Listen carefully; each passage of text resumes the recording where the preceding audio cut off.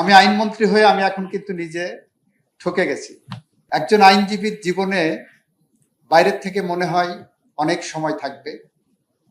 আমি বিয়ের সময় আমার বউকে বলেছিলাম, বিয়ের আগে আমার ওয়াইফ তখন ওয়াইফ হয়নি, আমার তৎকালীন সিনিয়র, উনি পরবর্তীতে বিচারপতি হয়েছিলেন, ওনার ওয়াইফের সাথে দেখা করতে গেছেন। তো ভাবি ওনাকে ডিসকারেজ করছে বিয়ে করতে, লয়ারকে বলেছে উকিলকে বিয়ে করছো, সময় টময় কিন্তু পাবা না। তো আমার ওয়াইফ উডবি ওয়াইফ এসে খুব ডিমোরালাইজ, যে ভাবি এরকম বললো। তাই আমি তোমার সাথে মজা করছে, আমার তো নিজের প্রফেশন, কোন রকম সরকারের কাছে দায়বদ্ধতা নাই, যখন ইচ্ছা সময় দিতে পারবো। তো বিয়ের পর বুঝলাম, যখন সিনিয়রের সাথে কাজ করা শুরু করছি, সকাল 7টায় বাসার থেকে বের হই, বউয়ের কাছ থেকে 100 টাকা নিয়ে বের হই, রাত 10টার সময় বাসায় ফিরি, 11টার সময় বাসায় ফিরি, আবার পরের দিন 100 টাকা নিয়ে বের হতে হয়। কোনো সময় নাই। একবার এক আত্মীয়কে দাওয়াত করলাম, মানে বউয়ের দিককে, চাচা শ্বশুর চাচা শাশুড়িকে দাওয়াত করলাম বিয়ের কিছুদিনের মাথায়। আমার বাসায় উনি লাঞ্চ করবেন শুক্রবার। আমি বাসায় এসে বলতে ভুলে গেছি, লাঞ্চ না ডিনার করবেন, আমি বাসায় এসে বলতে ভুলে গেছি। আমি চেম্বারে ঢুকে গেছি, কাজ করছি। রাত 9:30টার সময় বাসার থেকে ফোন আসছে যে আমি কি কাউকে দাওয়াত করেছি বাসায় ডিনার খাওয়ার। আমি বললাম না তো।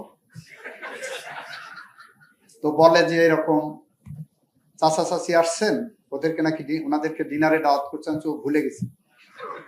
তো ভাগ্যিস ঢাকা শহরে বলে কথা, রেস্টুরেন্টে নিয়ে যেয়ে রাত্রে খাওয়া দাওয়া বিদায় করলাম।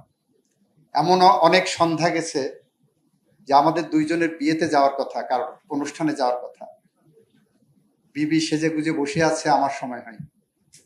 রাত 10টা পর্যন্ত বসে থেকে লাস্টে ড্রেস আবার স্বাভাবিক করে মুখ গোমড়া করে বসে আছেন। এইটা হলো একজন লয়ারের লাইফ। আপনি যদি টাকার পিছনে ছুটেন, দেন ইউ আর ফিনিশড। আপনি যদি পেশার পিছনে ছুটেন, then you are completed as a lawyer. আপনি এখন ফিনিশড হতে চান না লয়ার হিসেবে নিজেকে পরিপূর্ণ করতে চান, দ্যাটস ইউর চয়েস। আপনি দুর্নীতির পথ ধরবেন, শর্টকাটে বড়লোক হওয়ার চেষ্টা করবেন, নাকি আপনি আইনজীবী হওয়ার চেষ্টা করবেন, সেটা আপনাকে সিদ্ধান্ত নিতে হবে। যদি আপনি সেই সিদ্ধান্ত নিতে পারেন, এই বাংলাদেশকে আপনি লিড করতে পারবেন। আমি আইনমন্ত্রী হয়ে আমি এখন কিন্তু নিজে ঠকে গেছি। কারণ যখন আমি আইনজীবী হিসেবে কোর্টে যেতাম, প্রতিদিন একটা ইনকাম থাকতো, প্রতিদিন কিছু না হলেও বাজারের টাকাটা খরচ হতো। আইনজীবীদের সম্পর্কে ছোট ছোট কয়েকটা চুটকি আছে, আমি বলে শেষ করব। এখন এসে দেখি যে এগুলো কিছু নাই। সারাদিন ভূতের মতো খাটছি, সারা মাস খাটছি, মাস গেলে কিছু বেতন পাচ্ছি। আইনজীবীদের কিন্তু আপনার কাজ করবেন মক্কেল আপনাকে ঠিক আপনার ন্যায্য হিস্সাটা দেবে।